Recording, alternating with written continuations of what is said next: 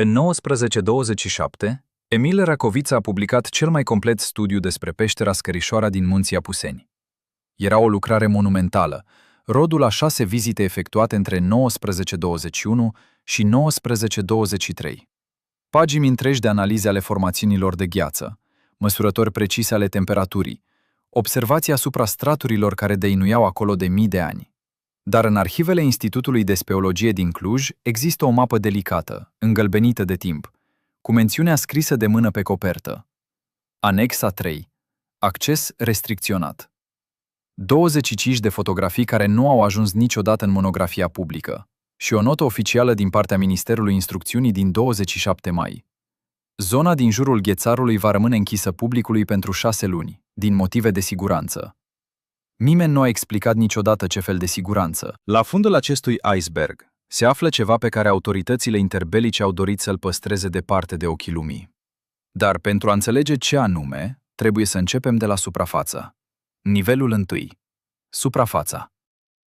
Peștera Scărișoara nu este doar o atracție turistică. Este una dintre cele mai mari peșteri cu gheață din Europa, situată la 1150 de metri altitudine, într-un masiv calcaros care ascunde peste 3000 de cavități cartate în Munții Apuseni.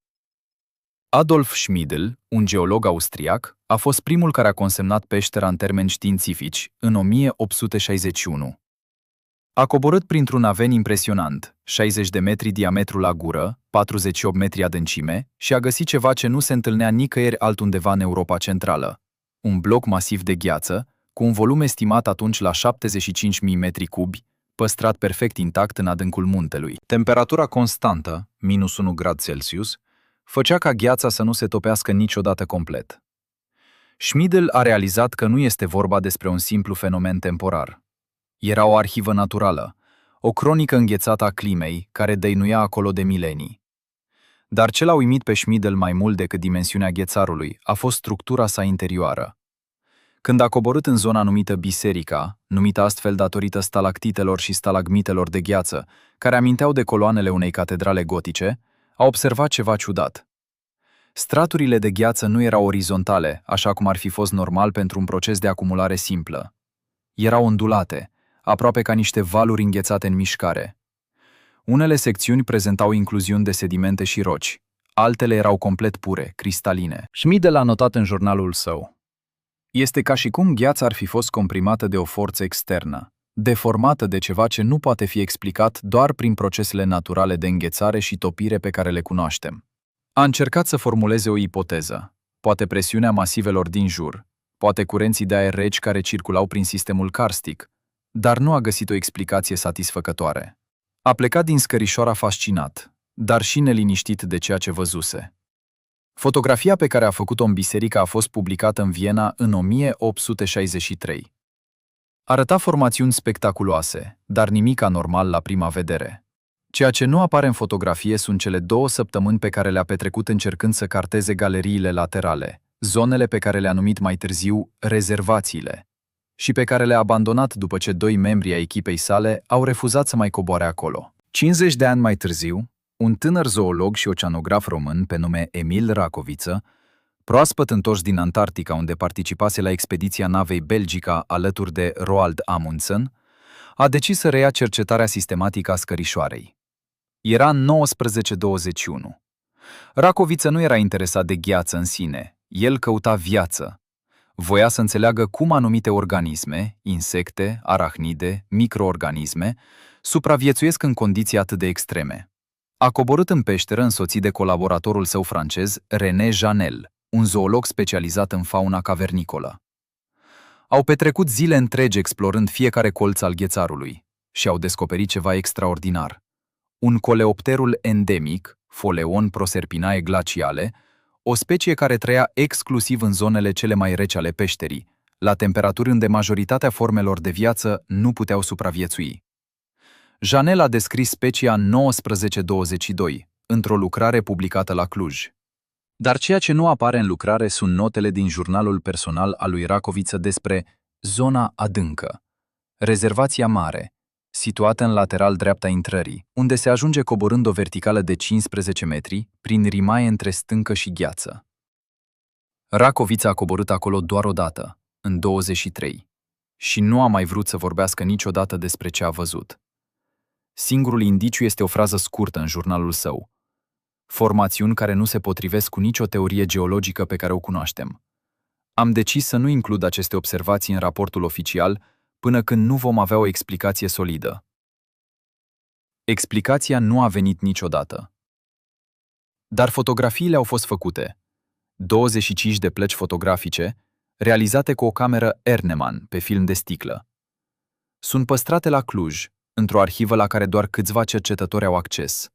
Și pe fiecare placă, în colțul din dreapta jos, este un număr de serie și un timbru oficial, clasificat. Ce conțin exact acele fotografii? Nimeni nu le-a publicat vreodată.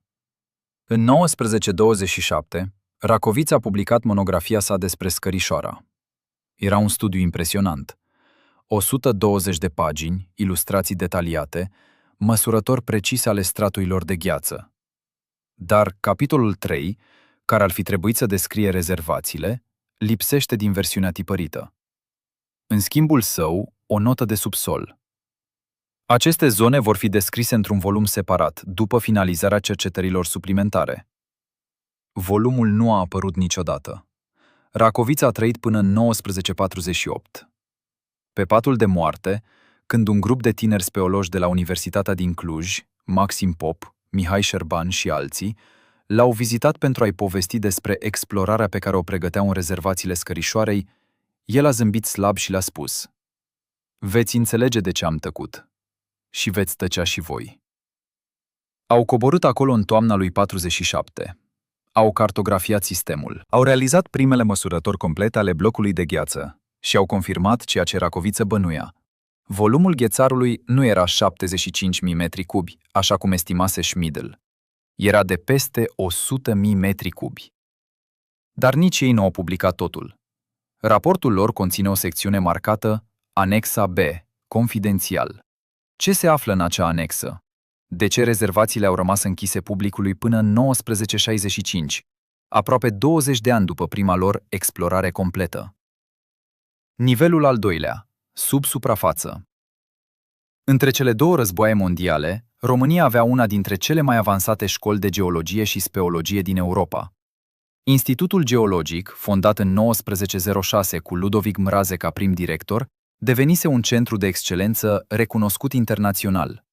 Și nu era vorba doar de cercetare academică. Munții Apuseni ascundeau zăcăminte minerale strategice: aur, argint, bauxite, chiar uraniu și metale rare.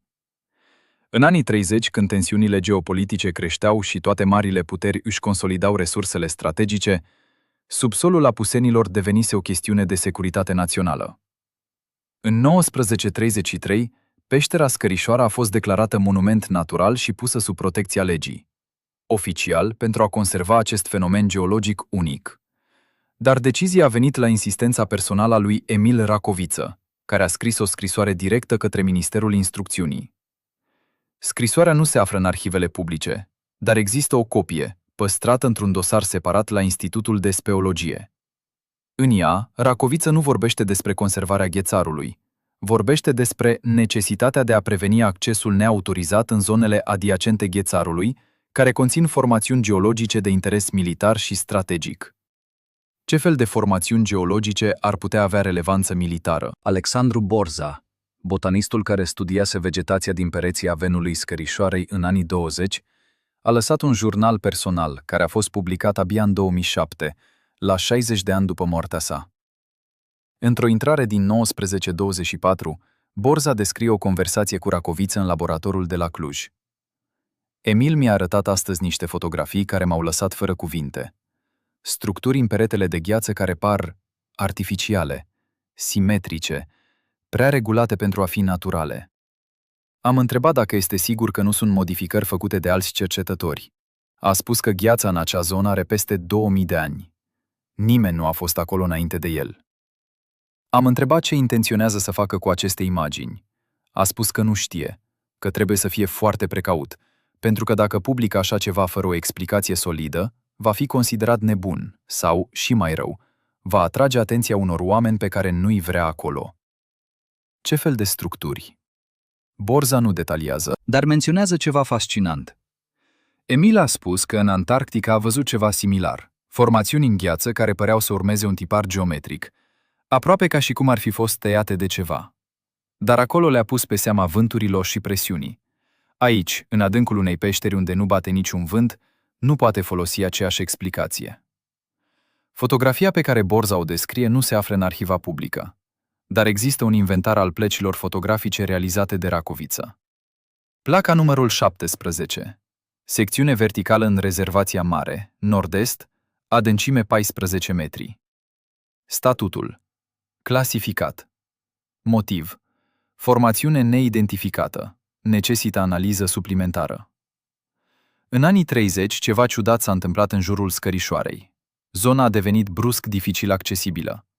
Nu printr-o interdicție oficială. Peștera era deschisă pentru vizitatori. Ghețarul putea fi admirat de oricine plătea taxa de intrare. Dar drumurile care duceau spre cătunele din apropiere, gârda de sus, gârda seacă, au fost reparate în mod constant, ceea ce însemna că erau adesea blocate de lucrări.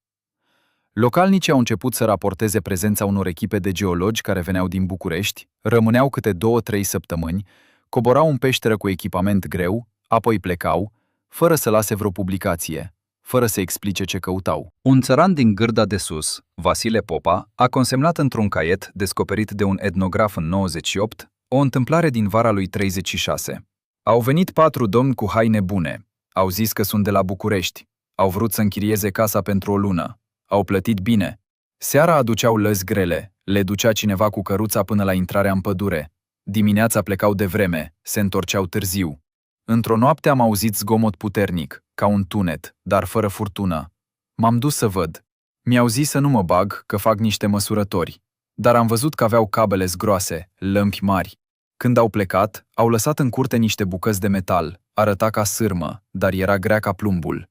Am întrebat ce fac cu ea. Mi-au zis să o arunc, că e gunoi. Ce fel de măsurători necesitau explozii? Și de ce nu există nicio mențiune oficială despre aceste expediții? În arhivele Institutului Geologic din București, care a fost parțial distrus în timpul bombardamentelor din cel de-al doilea război mondial, există un raport datat 1938. Titlul: Evaluarea zăcămintelor minerale strategice în masivul Bihor, zona Scărișoara. Autori: Virgil Ianovici, Constantin Pană, echipa de prospecțiuni a Ministerului Economiei Naționale. Raportul este lung, 140 de pagini. Dar ultimul capitol, concluzii și recomandări, lipsește. Pe coperta interioară, o notă scrisă cu creion, ștearsă aproape complet, dar încă lizibilă sub lumină ultravioletă. Secțiunea nouă transferată la Ministerul Apărării. Acces restricționat conform ordin numărul 23/38. Ce conținea acel capitol? De ce a fost transferat la Ministerul Apărării Naționale? Ianovici, care a devenit unul dintre cei mai renumiți geologi români ai secolului 20, nu a vorbit niciodată public despre acel raport. Dar într-un interviu dat în 1972, la vârsta de 80 de ani, a făcut o remarcă enigmatică. În Apuseni, am găsit lucruri care nu ar fi trebuit să fie acolo. Formațiuni care nu se potrivesc cu nicio teorie despre geneza munților. Când eram tânăr, credeam că vom rezolva enigma. Acum știu că unele enigme nu sunt menite să fie rezolvate. Cel puțin nu de oameni ca mine, cu mijloacele pe care le aveam atunci. Ce fel de formațiuni geologice ar putea fi atât de ciudate încât să sfideze teoriile cunoscute? Și de ce un geolog experimentat ar renunța să le investigheze? Răspunsul s-ar putea afla în ceea ce urmează. Nivelul al 3-lea, zona de amurg. În 1948, când Maxim Pop și Mihai Șerban au făcut prima cartare completă a rezervațiilor din Scărișoara, au descoperit ceva care nu era menționat în niciun raport anterior. Galerii laterale, strâmte, care se ramificau din rezervația mare și coborau în adâncime. Pe harta lor, aceste galerii sunt marcate cu linii întrerupte și notația N.E. neexplorat. Dar în jurnalul personal al lui Mihai Șerban, păstrat de familia sa și donat Institutului de Speologie în 2011, există o intrare detaliată din 19 noiembrie 48. Am încercat să cobor în galeria nordică. Maxim a rămas sus să țină frânghia. După 20 de metri, tunelul s-a îngustat atât de mult încât abia mai puteam trece. Dar am auzit ceva ciudat, un sunet grav, continuu, ca un huruit îndepărtat. Nu era apă, nu era vânt, era ca și cum muntele ar fi respirat. Am ajuns într-o cameră mică, poate 3 metri diametru. Pereții erau acoperiți cu o substanță neagră, lucioasă. Am atins-o cu mânușa. Era rece, dar nu moale, dură, aproape ca sticla.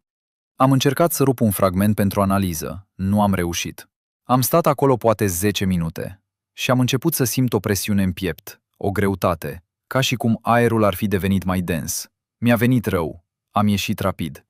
Când am ajuns la suprafață, Maxim a spus că arăt alb ca varul. Nu i-am spus ce am simțit. dar am notat. Nu vom mai coborî acolo. Nu știu ce este, dar nu este normal. Șerban nu a vorbit niciodată public despre acest incident, dar în raportul oficial al echipei, galeria este marcată instabilă, acces interzis. De ce? Ce era acea substanță neagră, lucioasă pe pereți? Și de ce ar provoca o senzație fizică atât de puternică?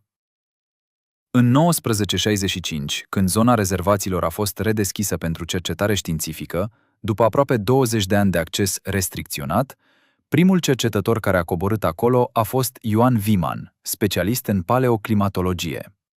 Viman studia carotele de gheață, extracte cilindrice din blocul de gheață care conțineau informații despre clima din ultimele milenii. Era o muncă fascinantă. Fiecare strat de gheață păstra bule de aer, polen, particule de praf, chiar microorganisme fosile, care povesteau despre vremea de acum 2000, 3000, 4000 de ani. Viman a extras carote din mai multe locuri ale ghețarului Și a descoperit o anomalie. În zona rezervației mare, la o adâncime de 12 metri în blocul de gheață, straturile nu mai urmau secvența cronologică așteptată. Gheața de la acea adâncime ar fi trebuit să aibă între 3000 și 4000 de ani, dar analiza polenului și a izotopilor de oxigen arăta o vârstă de doar 700 de ani. Ca și cum un segment întreg din cronologia ghețarului ar fi lipsit. Viman a repetat măsurătorile. Aceeași anomalie. A consultat colegi din Elveția, Franța, SUA. Nimeni nu avea o explicație. Cum poate un strat de gheață să fie mai tânăr decât stratul de deasupra lui? Singura explicație plauzibilă ar fi fost că gheața veche a fost îndepărtată și înlocuită cu gheață nouă. Dar cine ar fi făcut așa ceva? Și de ce? Viman a încercat să publice descoperirea în 1968. Articolul a fost respins de toate revistele la care l-a trimis. Motivul. Datele par să indice o eroare de măsurare sau contaminarea probelor. Vă rugăm să repetați experimentul. A repetat. Aceeași anomalie. Dar nu a mai încercat să publice. Într-un interviu din 92, i s-a adus vorba despre acel incident. A răspuns scurt. Am învățat că unele date este mai bine să nu fie făcute publice. Nu pentru că sunt false, pentru că ridică întrebări la care nimeni nu vrea să răspundă. În anii 70, zona din jurul Scărișoarei a devenit din nou interesantă pentru autorități. De data aceasta însă, nu pentru geologie, pentru telecomunicații. România comunistă dezvolta propriul sistem de comunicații militare securizate și munții, cu galeriile și tunelurile lor naturale, ofereau locații ideale pentru instalații subterane. În Apuseni au fost construite mai multe baze militare. Unele sunt cunoscute: baza aeriană de la Câmpia Turzii, depozitele subterane de la Devetachi, confundat adesea cu cele din Bulgaria, instalațiile de la Răchitosu. Altele rămân clasificate până astăzi. Dar în documentele desecretizate după 90 apare o referință ciudată. Proiectul Ghețar, o instalație subterană de telecomunicații pusă în funcțiune în 1974, situată în proximitatea rezervației naturale Scărișoara. Coordonatele exacte lipsesc, dar există o hartă anexă pe care apare un punct marcat cu un cerc roșu, la aproximativ 1 kilometru nord de intrarea în peșteră. Ce fel de instalație? Documentul nu detaliază, dar menționează ceva interesant. Locația a fost aleasă datorită anomaliilor electromagnetice naturale din zonă, care asigură o protecție suplimentară împotriva interceptării semnalelor. Ce anomalii electromagnetice? De ce ar exista astfel de anomalii într-o zonă karstică obișnuită? Un fost ofițer al Direcției Telecomunicații Militare, care a dorit să rămână anonim, a declarat într-un interviu pentru un blog de istorie militară în 2015: Am lucrat la instalația de la Scărișoara între 76 și 80. Nu am voie să discut despre ce făceam acolo, dar pot să spun că era cel mai ciudat loc în care am lucrat. Aparatele noastre de măsură arătau valori care nu aveau sens. Câmpul magnetic local fluctua fără nicio explicație. Erau zile când busola se învârtea aiurea.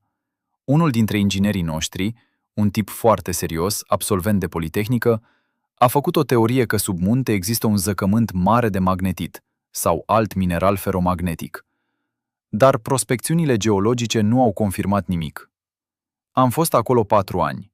În tot timpul ăla am simțit că ceva nu este în regulă. Nu pot să explic mai bine, doar că, când am fost transferat în altă parte, am fost ușurat. Ce provoca acele anomalii? Și de ce nimeni nu a investigat sistematic? Nivelul al 4-lea. Abisul. În arhivele securității, desecretizate parțial după 2000, există un dosar straniu. Codul S/36/Apuseni. Conține rapoarte din anii 40 și 50 despre activități suspecte în zona montană Gârda de Sus, Scărișoara.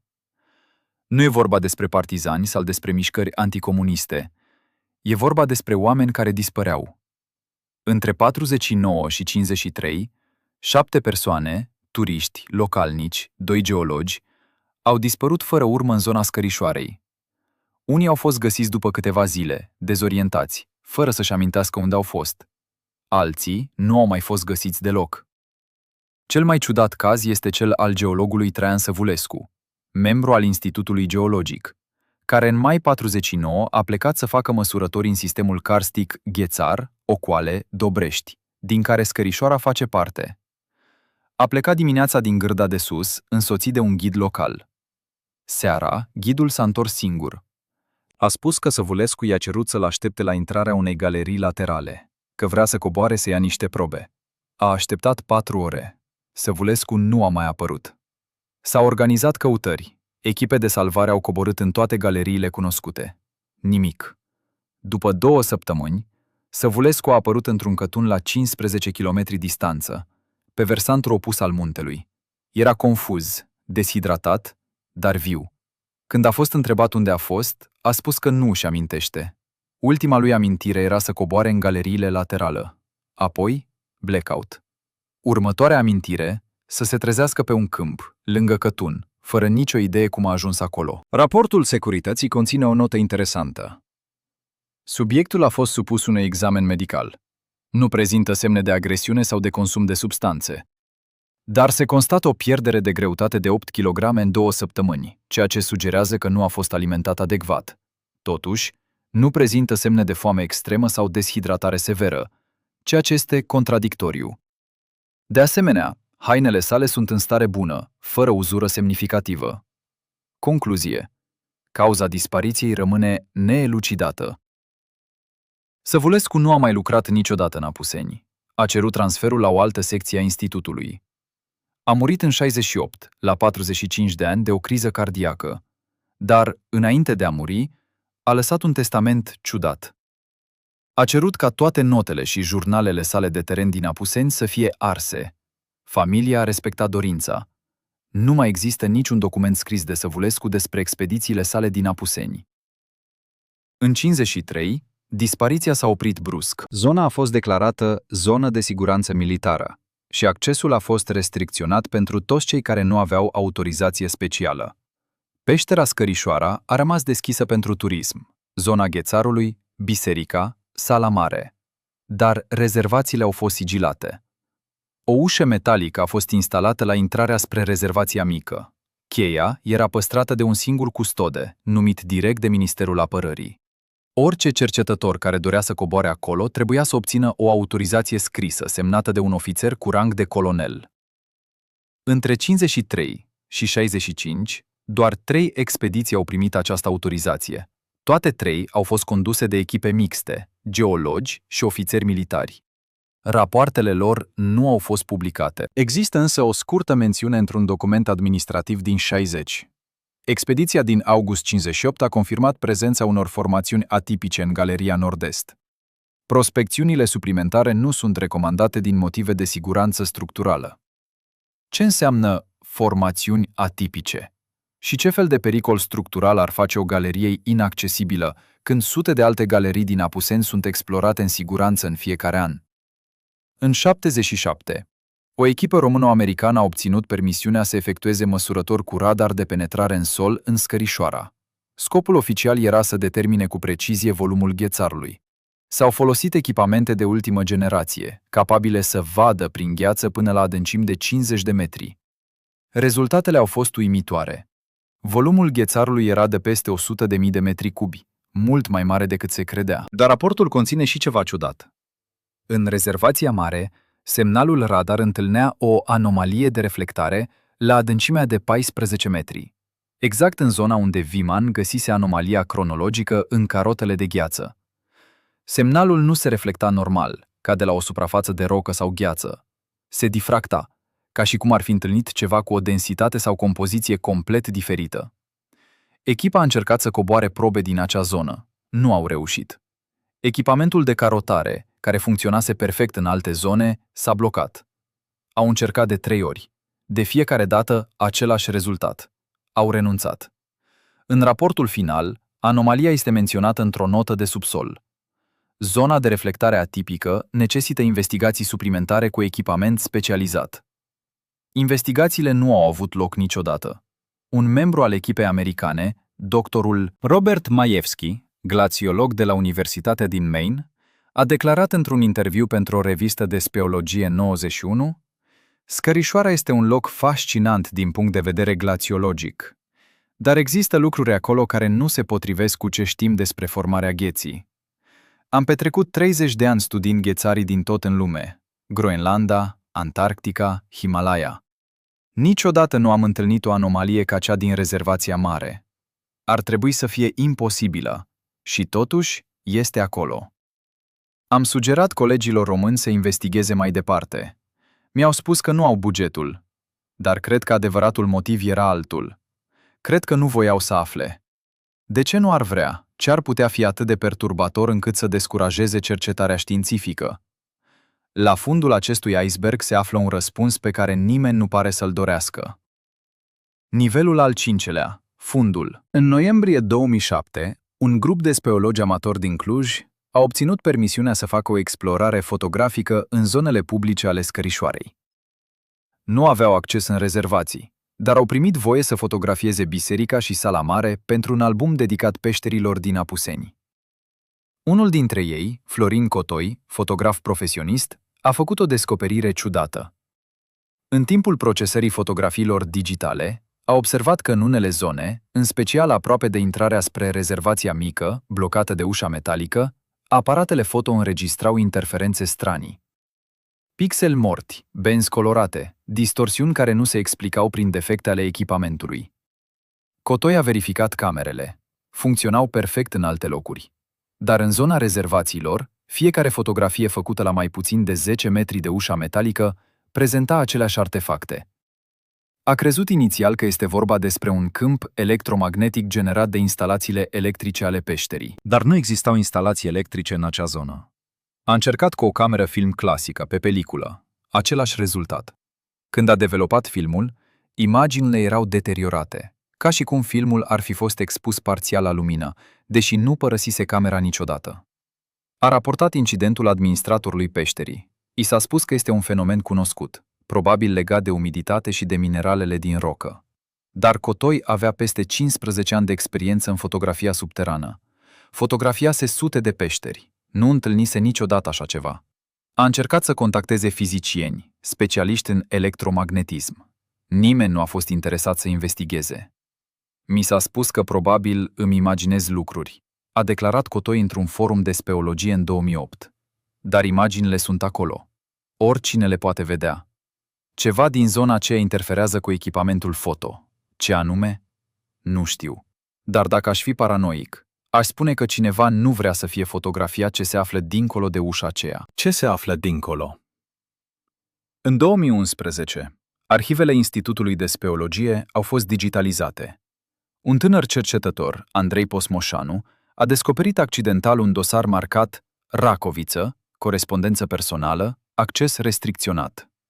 Dosarul conținea scrisori schimbate între Emil Racoviță și diferiți colegi din străinătate între anii 20 și 40. Una dintre scrisori, trimisă în 29 către profesorul René Janel la Paris, conține un pasaj remarcabil.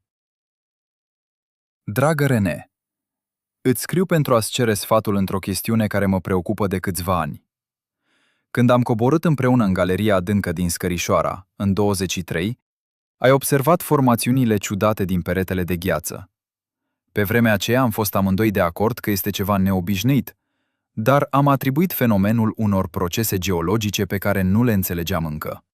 Dar în ultimii ani, pe măsură ce am studiat mai multe carote de gheață, am ajuns la o concluzie perturbatoare. Acele formațiuni nu sunt naturale. Sunt prea regulate, prea simetrice, seamănă cu structuri, ca și cum ar fi fost create deliberat. Știu cât de absurd sună, dar dacă ai vedea analiza microstructurii pe care am făcut-o, ai înțelege de ce spun asta. Am decis să nu public aceste observații, nu pentru că le consider nefondate, ci pentru că nu am nicio explicație plauzibilă. Și o publicație fără explicație ar fi mai dăunătoare decât tăcerea. Dar vreau să știi, dacă vreodată voi muri înainte de a rezolva enigma, te rog să ții evidența acestor fotografii. Poate că generațiile viitoare vor avea mijloacele să le înțeleagă. Janel nu a răspuns niciodată la acea scrisoare. Sau dacă a răspuns, răspunsul nu s-a păstrat. Fotografiile menționate, cele 25 de plăci de sticlă, sunt încă în arhivă la Cluj, clasificate. Nimeni nu le-a examinat public. Dar în 2013, un cercetător francez care studia arhivele lui Janel la Paris a descoperit o notă scrisă de mână pe marginea unui jurnal din 30. Emil are dreptate despre Scărișoara. Am văzut formațiunile. Nu sunt naturale. Dar ce altceva ar putea fi? Nu îndrăznesc să gândesc. Ce înseamnă ce altceva ar putea fi? Ce alternativă la procesele naturale îi venea în minte? În prezent, peștera Scărișoara este o atracție turistică populară. Mii de vizitatori o parcurg în fiecare an. Ghețarul impresionează. Biserica îi uimește pe cei care o văd pentru prima oară.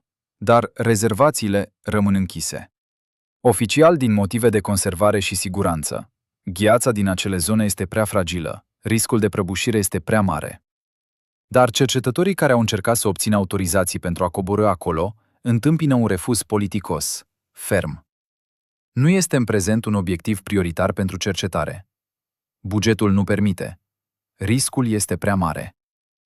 În 2024, un grup de tineri speologi din Cluj a lansat o petiție online, cerând deschiderea rezervațiilor pentru cercetare științifică modernă. Au strâns peste 5.000 de semnături. Răspunsul oficial de la Ministerul Mediului a fost: apreciem interesul publicului pentru patrimoniul natural al României, însă deciziile privind accesul în zonele protejate se iau pe baza unor evaluări științifice riguroase. În prezent, nu există justificare pentru modificarea statutului rezervațiilor din peștera Scărișoara. Evaluările științifice menționate nu au fost publicate. Nu se știe cine le-a făcut, când sau pe ce criterii s-au bazat. Este ca și cum cineva a decis, acum multe decenii, că unele lucruri este mai bine să rămână ascunse și că acea decizie este încă valabilă astăzi. Ce se află cu adevărat în rezervațiile Scărișoarei? Sunt doar formațiuni geologice ciudate, procesul natural al unui ghețar vechi de 4.000 de ani, interacționând cu roci și minerale într-un mod pe care nu-l înțelegem încă? Sau este ceva mai mult? Ceva ce Emil Racoviță, René Janel, Virgil Ianovici, Mihai Șerban, Ioan Viman și toți ceilalți care au coborât acolo au văzut și au decis, fiecare din propriile motive, să păstreze în tăcere.